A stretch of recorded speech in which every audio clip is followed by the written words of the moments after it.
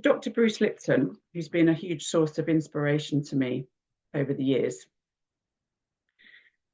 with his work around epigenetics and how our beliefs shape what manifests in our body, said that 95% of your life is coming from your subconscious program.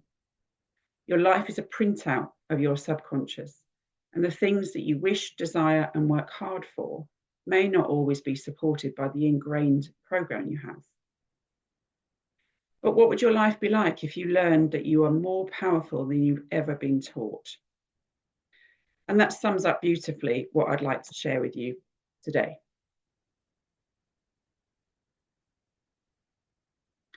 When I retrained in equine facilitated coaching in 2018, and that's working with horses to support individuals to understand themselves at a deeper level, to understand that 95% unconscious programming that was potentially controlling their lives.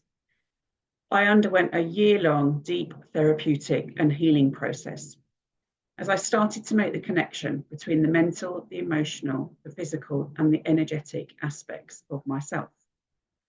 And I started to unearth limiting beliefs and parts of myself lurking in the shadows of my unconscious mind.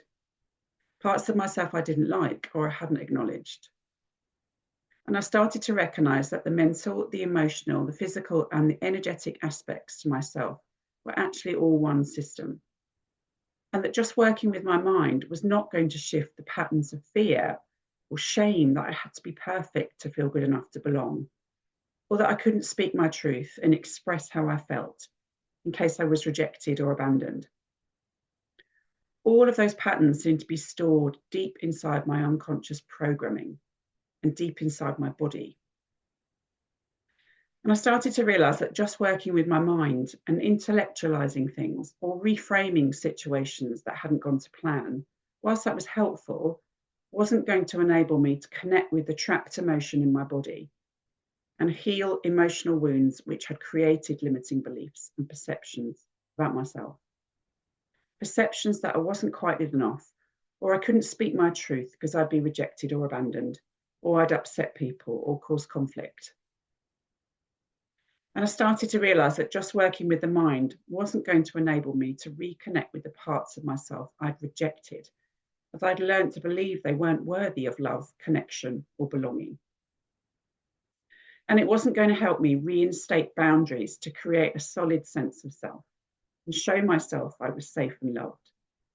And it wasn't going to help me be the parent I needed to be for myself, to allow myself to feel whatever emotion I needed to feel and learn how to take the message from that emotional signpost and express it in a healthy way that didn't break down relationships or cause disease in my physical body because I'd suppressed it.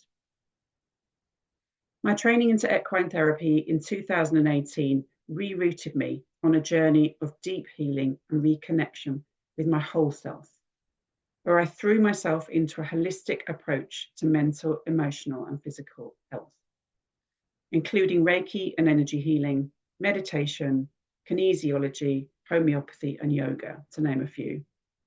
And they all supported me through the death of my mother and the breakdown of my marriage.